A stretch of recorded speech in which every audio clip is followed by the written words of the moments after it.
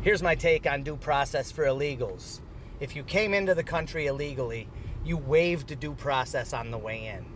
Therefore, if you waived due process on the way in, you have implicitly waived due process on the way out. These guys. It's great that your take can't be used. It's meritless. It has no merit. They're drawing this due process concept straight from the Constitution. It's already mapped out. Like, you don't even have to have a take. It's right there in your face. 14th Amendment. Now, it makes you a citizen, but then it says, no state shall make any law that abridges the immunities of a citizen of the United States. But they didn't stop there. They also said, nor shall any state deprive any person of life, liberty, or property without the due process of law. But guess what? They could have stopped right there. They could have stopped, but they didn't. They kept going. They clarified what they meant, and they added on, right?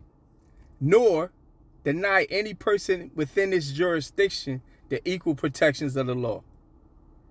That's what it say.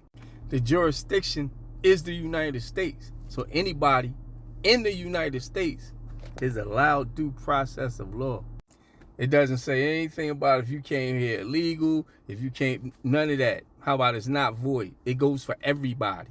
That's what's there. That's why they wrote it like that. Very specific. That's what that means, if just in case you didn't understand it. So you take pointless.